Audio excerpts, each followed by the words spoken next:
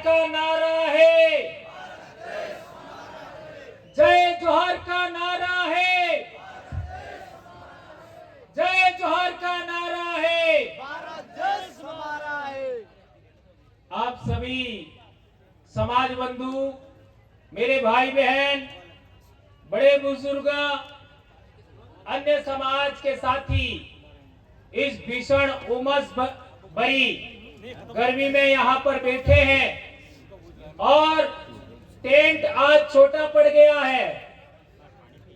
जितना टेंट के अंदर है इससे 5 गुना टेंट के बाहर है हमारे भाई बहन। तो दोस्तों, आने वाले समय में हमारे समाज की दशा और दिशा बदलेगी, ऐसा हम विश्वास करते हैं। जैसा कि हमारे कई साथियों ने बताया और बहुत सारी बातें आपके बीच में रखी हमारी समस्याओं के बारे में। आप लोगों को एक बात ज्ञात होना चाहिए कि ये 17 तारीख जुलाई में ही कार्यक्रम क्यों, ये बहुत बड़ी बात है। 17 नवंबर 2013 को मानगढ़ हत्याकांड हुआ था, तो उस दिन कार्यक्रम करते। बेशक उस दिन कार्यक्रम होता है, फिर ये 17 जुलाई को ही कार्यक्रम क्यों किया जा रहा है? इस टाइम बारिश होती है, अब की बार बारिश नहीं आई अलग बात है, लेकिन बारिश की वजह से बहुत डिस्टरबेंस होता है। 2023 में बहुत ज्यादा बारिश हुआ था, फिर भी ये तारीख क्यों, ये बात हमको जानना समझना जरूरी है। तो मैं जानकारी के लिए बताना चाहूंगा, ये अखबार का कतरन आप लोगों ने पढ़ा होगा, नहीं पढ़ा है तो इसको पढ़ लीजिएगा। ये 17 जुलाई 2011 का भास्कर पत्रिका है। कौन सी तारीख? 17 जुलाई 2011 का भास्कर की पत्रिका का मामला है, ये पेपर है।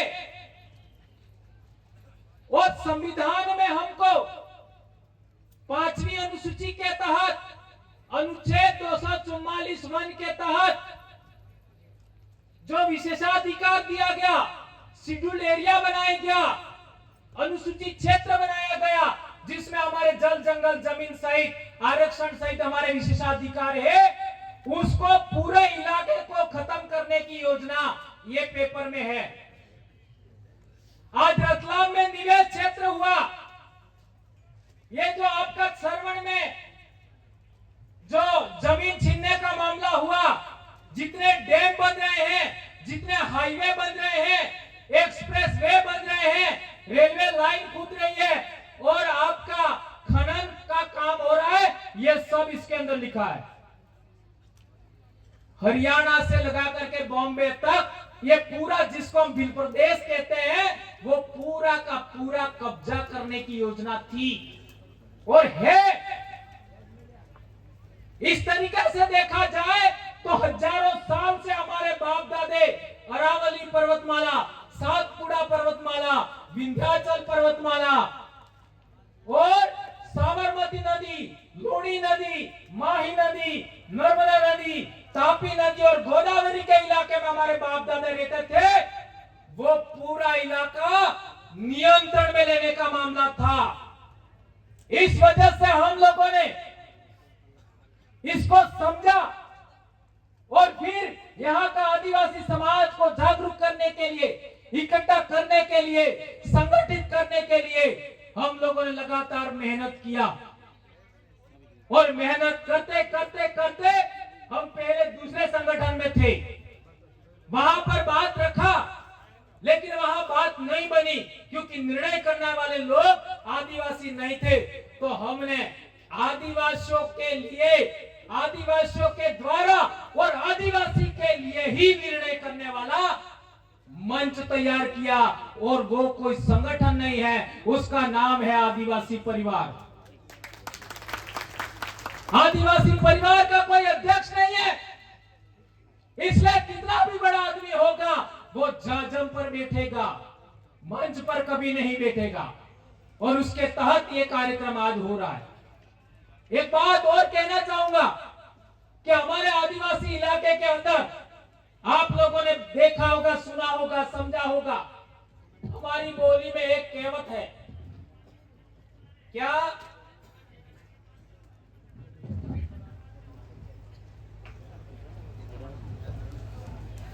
આપણે બાપ દાદાનો ઇતિહાસ દબાવી દીધો, એમ આપણે બાપ દાદા કઈ કે નહીં કઈ? આપણે બાપ દાદાનો ઇતિહાસ દબાવી દીધો, पर कौन सा इतिहास दबाया ये हमारे बाप दादे जानते नहीं थे। ये बात कहते थे। इसके साथ एक और बात कहते थे हमारे बाप दादे, भील आदु आज थकी अणी धरती ना धूल मूल ना धणी है। धणी का मतलब मालिक। ये हमारे अनपढ़ बाप दादा ये बोलते थे। और एक इंपॉर्टेंट बात है, कोई तो कमी रही होगी हमारी, जिसकी वजह से लगातार हम सिमटते सिमटते आज पहाड़ों में आए हैं। और पहाड़ों से भी निकालने का, जंगलों से भी निकालने का षड्यंत्र चल रहा है। तो वो कमियों को पूरा करते हुए, उन कमियों को खारिज करते हुए, नकारते हुए हम लोगों ने ये मंच बनाया है। इसलिए यदि आप आदिवासी परिवार की व्यवस्था को मानते हो तो मानगढ़ आइए। ये बात ध्यान रखिए, इस कार्यक्रम की बात कर रहा हूं। आदिवासी परिवार के अनुशासन को मानते हो तो मानगढ़ पर इस दिन आइए, बाकी आप रोज आइए, कोई दिक्कत नहीं। हम लोग आने वाली पीढ़ी को बचाना चाहते हैं। आज देख लीजिए, जुलाई, अगस्त, सितंबर, अक्टूबर, ये 4 महीना सबसे ज्यादा हमारे बच्चे स्कूल में आते हैं। जितने भी शिक्षक साथी हैं, जितने भाई स्कूल के बारे में जानते हैं, क्या ये बात सही है कि गलत है? जुलाई, अगस्त, सितंबर, अक्टूबर, यही 4 महीने हैं जिसमें सबसे ज्यादा हमारे बच्चे स्कूल में आते हैं। और इसी टाइम सबसे ज्यादा व्रत उपवास हैं, सबसे ज्यादा। और एक तो पूरा महीना सावन का। अरे पागलो, मेंढक से समझिए,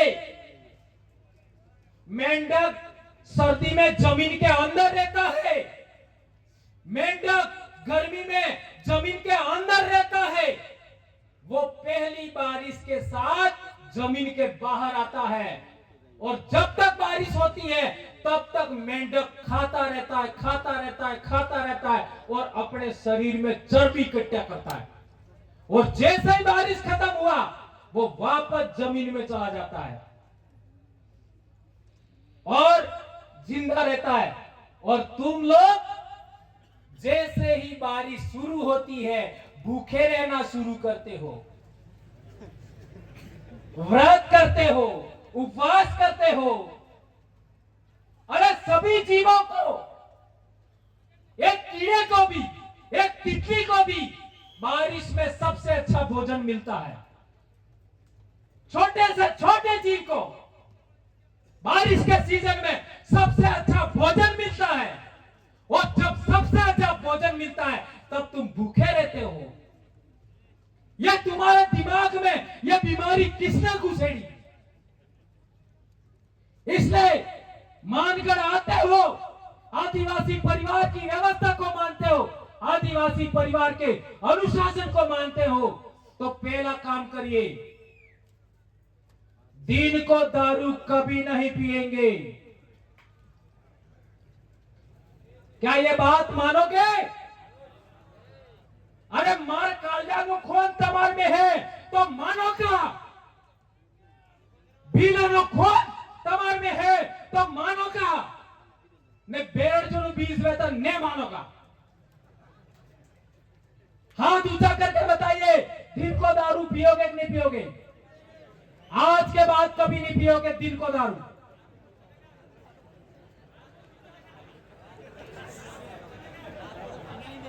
और दूसरी बात, मैंने ये नहीं कहा कि रात को पीना है। संत गोविंद गुरु महाराज को मानते हो तो पीना ही नहीं है। अरे આપણે બાપ દાદાને ભાવ આલવાનો મામલો તો તમે કપ બે કપ લઈ લો। ભાવ સડાવવાનો મામલો તો पहला काम। दूसरा काम, हमारे बच्चे 8वीं क्लास में आते हैं तो थोड़ा सा कपड़ा उल्टा सीधा पहनते हैं, बाल उल्टा सीधा काटते हैं और इधर उधर देखते हैं, बदमाशी करते हैं। बात राइट है कि गलत है? ये हमारे सबके बच्चे करते हैं, आपका भी करता है, मेरा भी करता है, सबके। और हमने भी किया है। हमें हूं दूध ना धोवाएगा,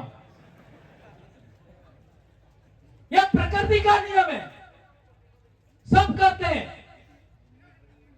8वीं क्लास में। और हम क्या करते हैं, 8वीं क्लास बाद बच्चे को गुजरात जाने का इजाजत दे देते हैं। गुजरात यानी शहर में काम करने की इजाजत देते हैं। ये बात राइट है कि गलत है? और जो बच्चा अहमदाबाद जाएगा, गुजरात में जाएगा, वो सबसे पहले फोन लाएगा। बात राइट है कि गलत है? और पसे 9वीं में फिर जाएगा और आई बाप ने थोड़ा परेशान करेगा, वो थोड़ा की लावेगा, थोड़ा माँ बाप तक ही लेगा, पसे 9वीं में गाड़ी लावेगा। और जिस बच्चे को तुमने 8वीं में मोबाइल दे दिया, जिस बच्चे को 9वीं में तुमने गाड़ी दे दिया, वो और बच गया तो 11वीं में नहीं बचेगा, 11वीं में जाएगा, हर हाल में बदमाशी करेगा। इसलिए मेरा दूसरा आपसे अनुरोध है कि 8वीं से 12वीं तक आप अपने बच्चों को फोन नहीं देंगे। ये सबसे कठिन टास्क है। तमार में बीजनो बीज है तो आ बात करोगा, कौन कौन मानेगा बताओ? यस, हाँ दूसरा तरफ बेंगे। यदि तुम्हारी नस्ल बचाना चाहते हो, तुम्हारे बाप दादाओं का एरिया बचाना चाहते हो, तुम्हारी संस्कृति बचाना चाहते हो, तो 8वीं से 12वीं तक बच्चों को फोन लाके नहीं दोगे। 8वीं से 12वीं तक बच्चे को मोटरसाइकिल नहीं दोगे। ये काम आप करोगे। एक और अंतिम बार,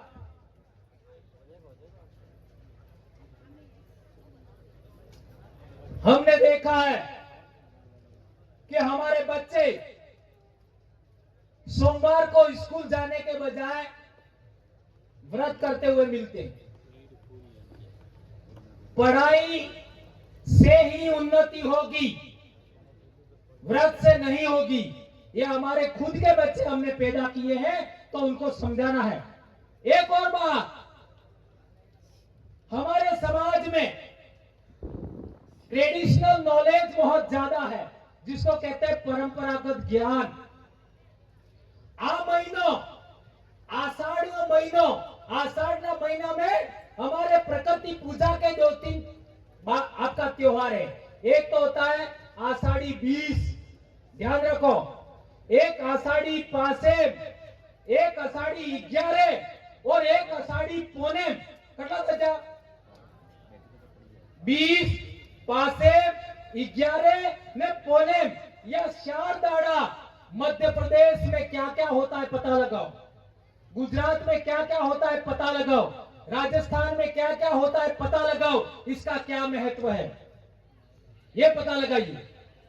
महाराष्ट्र में भी। और एक बात, हमारा जो आषाढ़ का महीना है वो मकाई के नाम, जंगल की वनस्पति के नाम समर्पित है। सावन का महीना हमारे समाज की परंपरा अनुसार, हमारे ट्रेडिशनल नॉलेज के अनुसार सावन का महीना है वो सोकने नाम, हार ने नाम, धान ने नाम और आपका पहली उपज के नाम होता है। और भादरवा का जो महीना होता है वो धान की आपका पहली आवक के नाम होता है। और आश्विन महीना होता है वो हमारे समाज की मान्यता अनुसार नव सृजन करने वाली शक्ति की उपासना का होता है। और कार्तिक महीना होता है नई उपज भंडारण का होता है। इसलिए मैंने कहा कि जुलाई से अक्टूबर के महीनों को आप लोग अच्छे तरीके समझेंगे, ऐसा मैं मानता हूं। ये जो सफेद पगड़ी है इसका क्या महत्व है? आप लोगों ने देखा होगा अलीराजपुर और मध्य प्रदेश में, बहुत गंभीर बात बता रहा हूं, याद रखो, झाबुआ, अलीराजपुर और दाहोद के इलाके में आपने देखा होगा कि हमारे शरीर पर कपड़ा कम होता है, यहां तक कि लंगोट होता है, लेकिन भील के सिर पर पगड़ी जरूर होती है। सही है गलत है?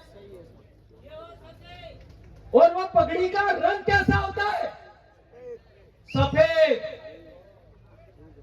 ये ध्यान रखो, शरीर पर कपड़ा कम है, इसके बावजूद भी पगड़ी जरूर होगा और सफेद होगा। यदि किसी भील ने अपनी पगड़ी उतार करके किसी को पगड़ी दे दी तो क्या महत्व होता है? उसके सर पर रख दी तो कितना महत्व है उसका? और किसी लड़ाई हो रही है और किसी भील ने पगड़ी उतार करके बीच में डाल दी तो क्या होगा? कितना भी बड़ी लड़ाई होगा रुक जाएगी। यह है पगड़ी का महत्व। और एक गंभीर बात, अलीराजपुर, झाबुआ, आपका दाहोद की बात बताता हूं। यहां के भील जिस तरीके की धोती पहनते हैं वो धोती का रंग कैसा होता है? सफेद। और जिस तरीके धोती लपेट के पहनते हैं ऐसी धोती केरला, तमिलनाडु, कर्नाटक, आंध्र प्रदेश, तेलंगाना में भी पहनते हैं। सही है गलत है? सही है। और एक बड़ी बात, भील कुंवारी लड़कियां मोटचाड़ी जीवी रीते कपड़े पहरे, घाघरा चुन्नी, ऐसा ही साउथ इंडिया की हीरोइन पहनती है, उसका क्या कनेक्शन है? साउथ इंडिया की पिक्चर किस किसने देखी? सबने देखी। तो वहां की हीरोइन जिस तरीके से घाघरा चुन्नी पहनती है ऐसा ही भील लड़कियां भी पहनती है। ये बात राइट है क्या गलत है? सही है। इसका मतलब यह हुआ भीली संस्कृति भारत की मूल राष्ट्रीय संस्कृति है। समझ में आया? राष्ट्रीय संस्कृति है। यहां का पहनावा, भीलों का, आदमियों का पहनावा साउथ इंडिया तक चल रहा है। भीलों की लड़कियों का पहनावा साउथ इंडिया तक चल रहा है। और बड़ी बात, हमारी मां को हमारी बोली में क्या बोलते हैं? आई। ये आई अजमेर से कर्नाटक तक चलता है। और हमारी जो कुल देवी होती है उसको भी मताई कहते हैं। मताई, आई, ये महत्व होता है। एक और बड़ी बात है हमारी बोली का बात। हमारी बोली के बहुत सारे शब्द, अपने बारिश के अंदर छोटा सा खेत होता है जिसमें अपन धान का रोपड़ी रोपते हैं, ये अपने हो गए छोटा सा डाबरी, ये डाबरी उड़ीसा तक बोलते हैं। इससे पता लगाइए उड़ीसा तक। बकरी, बकरी को क्या बोलते हैं हमारे? साड़ी, साड़ी बोलते हैं। ये साड़ी शब्द उड़ीसा तक होता है। इसलिए कहता हूं भीली संस्कृति और भीली बोली राष्ट्रीय है, राष्ट्रीय स्तर पर है। और एक इंपॉर्टेंट बात, पूर्वज पूजा। हम बाबा डोकरा की पूजा करते हैं, बाबा देव की पूजा करते हैं। जरा मैसूर के इलाके में तो जाओ, कर्नाटक में मैसूर शहर के अंदर हमारी यही पूजा पद्धति बाबा देव वाली, सीरा बामसी वाली। दाहोद का इलाके में सीरा बामसी बहुत ज्यादा है। हमारे चिकली गलियाकोट में भी है, हमारे इलाके में भी है। ये आपका मैसूर शहर में भी मिलेगा। ये बहुत बड़ी बात आप लोगों को ध्यान रखना होगा। एक और बड़ी बात, हमारा परंपरागत ज्ञान की बात। हम लोग कहते हैं कि हम प्रकृति को मानने वाले लोग हैं, तो आदिवासी हर एक काम इस सर्कल में करता है, प्रकृति चक्र में। सही है गलत है? हर एक काम अड़े फेरे ने बीजा कड़े फेरे करे, अड़े फेरे बीज अड़े फेरे फरे ने बीजा अड़े फेरे फरे। ते पेला ने तमे एक की भी रीतियों बताओ। बळद जानो बळद ओळे आका बळद अणा बळद ने एम फेरा फेरवो ते फरेगा ने एम फेरा फरवो ते फरेगा। दिग्विजय सिंह जी फरेगा ने फरेगा। बळद अणेस फेरे फरे, बळद अणे फेरे ने फरे, तो तमाने काने बळद बना जाओ है? अरे हमारी आरती भी इस सर्कल में होती है, हमारे मंदिर देवरों पर परिक्रमा भी ऐसे ही होती है। ये प्रकृति चक्र का महत्व समझिए। दूसरी बात है परंपरागत ज्ञान का, वो है निरंतर सुधार की प्रक्रिया। ये बहुत गंभीर बात है, बहुत बड़ी बात है।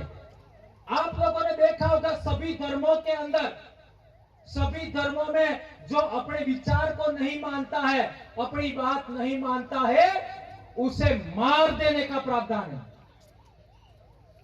चाहे वह कोई भी धर्म हो, जो अपनी बात नहीं मानता है उसको मार देने का प्रावधान है। लेकिन भीली संस्कृति में मारने का प्रावधान नहीं है।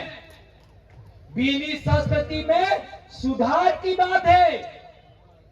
हम सुधार की अपेक्षा करते हैं। इसका एक उदाहरण देना चाहूंगा। हमारे कुंभलगढ़ और चित्तौड़गढ़ पर राज करने वाले महाराणा कुंभा, महाराणा प्रताप का तो बात आप जानते ही हो, महाराणा कुंभा की बात करता हूं। महाराणा कुंभा के पूर्वज पिताजी को मोकल राणा, उनको उनके ही परिवार के आस पड़ोस के लोगों ने मार दिया। और वो जो लोग थे मारने वाले, वो चले गए मालवा, और मालवा से वापस आपका मेवाड़ में आए तत्कालीन रियासत में। तो मोकल ने जिस आदिवासी को मारा था उसी आदिवासी के इलाके में जाकर रहे। क्यों? क्योंकि वो वीर जो मारा था उसी का परिवार आपका मेवाड़ के महाराणा को स्वाभाविक है विरोधी मानता होगा, ऐसा सोच करके वहां आए। तो उन्होंने बहुत प्रयास किया महाराणा कुंभा के जमाने में, लेकिन उनको वो हरा नहीं पाए। फिर लास्ट में उन लोगों ने योजना बनाई और फिर जिस पत्नी का पति मारा गया था उसी से संपर्क किया और कहा गया कि हमारे राणा को मारने वाले दुश्मन आपके इलाके में छुपे हुए हैं, तो उनको हमें पकड़ना है, मेरे बेटे पकड़ करके आपको दे देंगे। और इसके बाद उस महिला ने, चूंकि अपने इलाके में रहता था, उसको आपका उनके बेटों ने पकड़ करके दे दिया। अब विचार करिए, वो भी दुश्मन का बेटा था, इसके बावजूद भी हमारे पूर्वजों की एक महिला ने, बच्चों ने सुधार की अपेक्षा से वो लोगों को पकड़ करके उनके हवाले किया। यह है बहुत बड़ी बात। और तीसरी इंपॉर्टेंट बात है कि हमारा समाज अपना हो या पराया हो, उसके साथ हमेशा न्याय करता है और हमारे साथ सभी लोग अन्याय करते हैं। हमारे लोग चाहे अपना हो या पराया हो विश्वास करते हैं और दूसरे लोग हमारे साथ सदा विश्वासघात करते हैं। ये बात समझिए। एक और इंपॉर्टेंट बात, हमारे समाज में महिलाओं को बराबरी का अधिकार है और दूसरे समाजों में महिलाओं को दोयम दर्जे का माना जाता है। और एक इंपॉर्टेंट बात है, हमारे समाज में बांट कर खाने की जो बात है, यदि हमारे घर में 2 ही रोटी है और हम 2 जने हैं और कोई तीसरा आ गया तो क्या करेंगे? अकेले अकेले खा जाएंगे कि 2 रोटी तीनों में बांट के खाएंगे? बांट के खाएंगे। और एक बड़ी बात, यदि गाड़ी में आप बैठे हैं, बस में, आपके साथ रोटी है, बिस्किट है, समोसा है, कचौरी है, या फिर आप रेल में बैठे हैं, तो आपके पड़ोसी में जो बैठा है उसके पास रोटी नहीं है, समोसा नहीं है, कचौरी नहीं है, क्या आप खा सकते हो? खा सकते हो? नहीं खा सकते। उसको दिए बगैर खा नहीं सकते। और यहां पर गैर आदिवासी होगा तो मस्ती से खाएगा। यह है परंपरागत ज्ञान, इसको कहते हैं ट्रेडिशनल नॉलेज। ये हमारे बाप दादाओं की विरासत है। और एक इंपॉर्टेंट बात, शांतिपूर्ण सह अस्तित्व। हमारे इलाके में 2000 साल से लोग आ रहे हैं।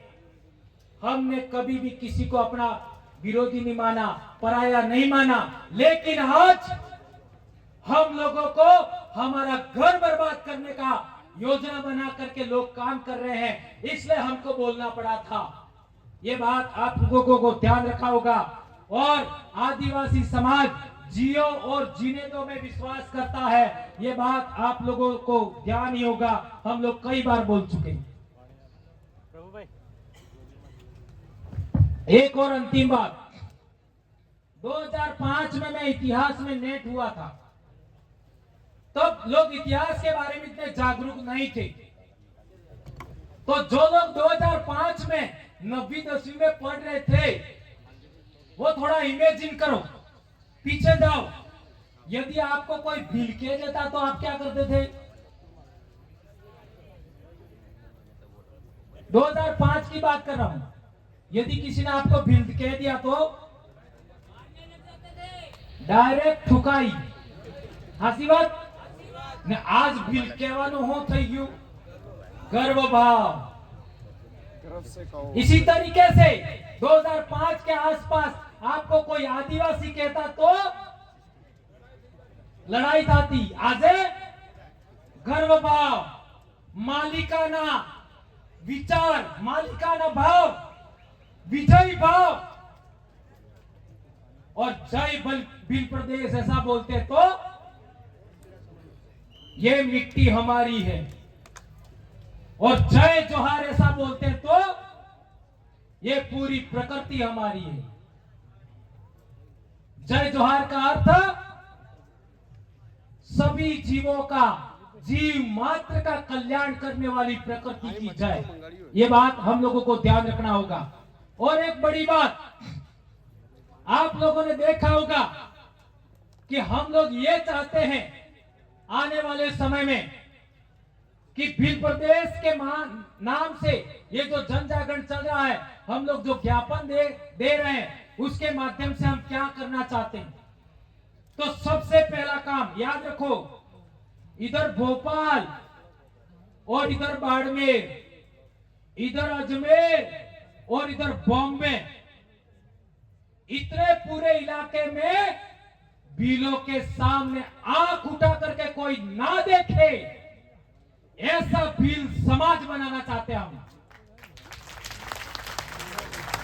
हमारे सामने कोई आंख उठा करके ना देखे, हमको आंख ना दिखाए, देखे, प्रेम से देखे, बराबरी के साथ देखे, न्याय की दृष्टि से देखे, समानता की दृष्टि से देखे, हमको कोई नीचा ना माने।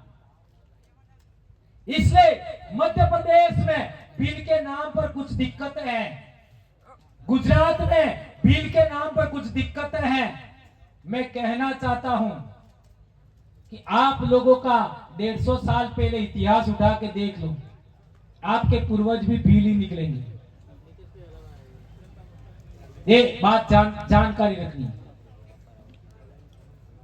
इसलिए मैं कहना चाहता हूं आप सभी के माध्यम से कि हमारा जन जागरण जारी रखिए। और एक इंपॉर्टेंट बात है, आप लोगों ने देखा होगा आज की तारीख में 1990-91 में हमने देखा कि हमारा समाज अंधविश्वास पाखंड में नहीं था, उससे ज्यादा अंधविश्वास पाखंड में आज ज्यादा है, जिसका ताराराम जी बात कर रहे थे। 1990 के आसपास हमने देखा है हमारे समाज में इतने व्रत उपवास का बोलबाला नहीं था जितना आज है, और अलग अलग प्रकार की कई सारी व्रत उपवासों में हम हमारा समय बर्बाद कर रहे हैं। और एक लास्ट बात आप सबके बीच में बोलना चाहता हूं कि हमारे समाज की जब भी बात आती है, हम लोग प्रकृति को आधार मान करके सीखने का प्रयास करें और प्रकृति के आधार पर ही अपनी बात आगे बढ़े। और मैं सबसे इंपॉर्टेंट बात आज आपके बीच में कहना चाहता हूं, वो ये है कि हम लोगों को एक बात जो मैंने बताया सबसे इंपॉर्टेंट, वो दिन को दारू नहीं पीना, नंबर 1, ये लास्ट रिकॉल कर रहा हूं, दिन को दारू नहीं पीना नंबर 1। और दूसरा, 8वीं से 12वीं तक के बच्चों को मोबाइल और गाड़ी नहीं देना है, नंबर 2। और तीसरी बात, दिन डूबने के बाद अपने बच्चों को दूसरे घर नहीं जाने देना है। ये बात मानते हो? तीसरी, इसकी व्याख्या नहीं कर पाया था मैं, अपने बच्चों को दूसरे के घर नहीं जाने देना है। और चौथी बात, धर्म को रखिए पीछे, पार्टी को रखिए पीछे, संगठन को रखिए पीछे, और जाजम को पहले महत्व दीजिए। मानगढ़ पर जब भी 17 जुलाई को आओ, खूंटी पर टांग करके आना, आपका पार्टी, आपका धर्म, आपका संगठन आदिवासी बन के इधर आइएगा, ठीक है? और एक बात, जो हमारा आदिवासियों का बैकलॉग है नौकरियों में, वो भी नहीं भरा। आदिवासियों का बैकलॉग खाली है, हर एक स्कूल में रिक्त पद है, वो भी नहीं भरे। और हमारे कर्मचारियों को अपनों जिलों से बाहर फेंक दिया। फेंका कि नहीं फेंका? अरे कर्मचारी ने सर्टिफिकेट लगा के नौकरी किया है तो समाज के लिए बोल रहा है, क्या गलती कर रहा है? उसको बाहर फेंक दिया। उसी के साथ एक 40% का बैरियर लगा रखा है, इससे हमारे को आरक्षण का लाभ भी नहीं मिल रहा है। ये बात को लेकर के आने वाले समय में हमें बड़े पैमाने पर जन जागरण करना होगा, 40% बाध्यता को लेकर।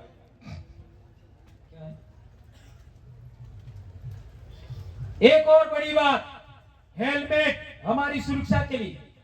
हमारे बच्चे डेली एक्सीडेंट का शिकार होते हैं और आपका मर जाते हैं एक्सीडेंट में। अरे बड़ी बात तो ये है, एक्सीडेंट हो कुछ समझ में आता है, मोटरसाइकिल से मोटरसाइकिल पीट रही है? क्या हो गया है आज के युवाओं को? और गाड़ियां लाते हैं ऊंची ऊंची, गाड़ी बराबर से वजन नहीं बढ़े है? 20 किलो वजन ने 22 किलो की गाड़ी। इतने एक्सीडेंट हो रहे और हमारे बच्चे मर रहे हैं।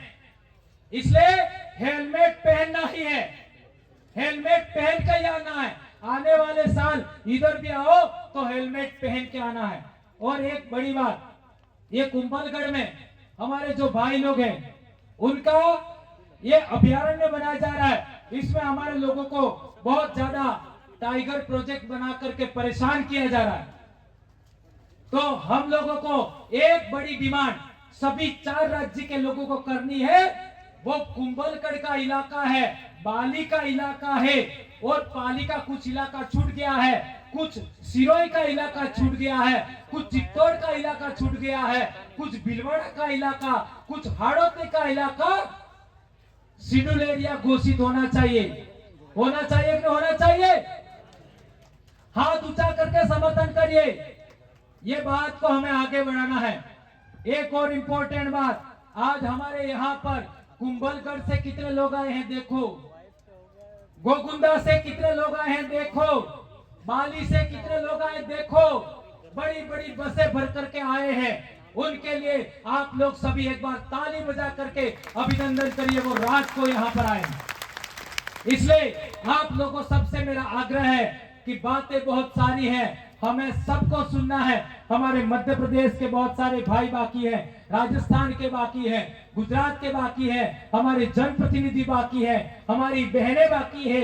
उन सबको सुन के जाइएगा, क्योंकि इतनी उमस है और कुछ लोग चले जाएंगे ऐसा करके मेरे को थोड़ा जल्दी समय दिया है, तो आप सभी सबको सुन करके जाएंगे, ऐसी मैं आशा और अपेक्षा करता हूं। आप सबका अभिनंदन करता हूं जी। हाँ, ये जो कार्यक्रम है उसमें स्वेच्छा से हमारे भाइयों ने 4 राज्य अपने भिन्न प्रदेश वाले और गोंड भाइयों ने भी पैसा दिया है। हमारे बीच में गोंड भाई भी बैठे हुए यहाँ पर, उनको भी सुनना है। प्रीतम जी हुई के तो आपके बीच में झोली फैलाई जाएगी, तो थोड़ा थोड़ा दान करिएगा।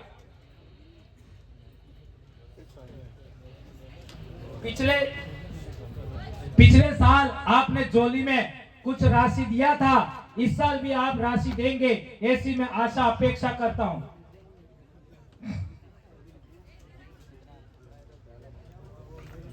यस, बहुत अच्छी बात। हमारे बच्चों को सरकारी स्कूल में एडमिशन कराना चाहिए। हाँ, पिछली साल झोली में 86,000 आया था, झोली में 86,000। स्वेच्छा से आप जो दे सकते दीजिए, जो कैपेबल है कम से कम 100 रुपया तो दीजिए। और एक इंपॉर्टेंट बात, हमारे लोगों को सरकारी स्कूल में एडमिशन कराना चाहिए, ऐसा सुझाव आया है। हमारा अपन ने ज्ञापन दिया है, उस ज्ञापन में क्या लिखा है? आप लोगों ने ज्ञापन पढ़ा कि नहीं पढ़ा है? One nation one education system, इसको आगे बढ़ाओ। One nation one education system ये लागू करो, सब ठीक हो जाएगा। और बड़ी बात तो यह है कि हमारे बच्चे, हम लोग स्कूल तो भेज रहे हैं, लेकिन स्कूल को विजिट कितना दिन करते हैं? और जिस दिन आप मांग करने लग जाओगे कि मंदिर, मस्जिद और चर्च से भी चमकदार स्कूल बिल्डिंग होनी चाहिए, उस दिन आपका एजुकेशन 1 नंबर का हो जाएगा। ये मांग करना है। और हम लोगों ने आदिवासी परिवार का जन जागरण करके उसी को साकार करने के लिए 135 बीघा जमीन खरीदा है डूंगरपुर वालों ने। इसके लिए आप ताली बजा करके अभिनंदन करिए। 135 बीघा जमीन एक मुस्लिम भाई की थी, वो हमने खरीदी और वहां पर हम उच्च क्वालिटी का स्कूल बनाएंगे, जिसमें स्मार्ट क्लासेस होंगी, उच्च क्वालिटी का हॉस्पिटल बनाएंगे, उच्च क्वालिटी का आपका छात्रावास बनाएंगे, उच्च क्वालिटी का हम लोग कॉलेज बनाएंगे, उच्च क्वालिटी का खेल मैदान बनाएंगे। हमारे बच्चे भी ओलंपिक खेलेंगे, बीलो के, ये हम करने वाले हैं। ऐसा ही आप लोग भी करिए। और बड़ी बात, हम लोग व्यापारिक केंद्र भी बना रहे हैं। हम लोग जो भी चीजें उगाते हैं वो एक जगह इकट्ठी की जाएगी और हमारे समाज तक पहुंचाई जाएगी मिलेट्स के रूप में। ये सभी का हम प्रयास कर रहे हैं। आप सब इस मामले में साथ दीजिएगा, डरिए मत। यदि डरता तो भंवरलाल परमार डर जाता। समझ में आया? मैं बाप की अकेली संतान हूं और हाथ महीने न हूं। તમે 9 મહિને ના આપો તો થોડોક તો ટેકો રાખો है 2011 थकी अणा थकी बीमार हूं, लेकिन इस अखबार की कतरन मैंने दिया, उसको ध्यान में रखते हुए मैंने बीमारी का इलाज भी नहीं कराया और आपका इलाज में लगा हूं। मैं मात्र टीचर नहीं, शिक्षक नहीं, डॉक्टर भी हूं और आपके दिमाग का इलाज भी करता हूं।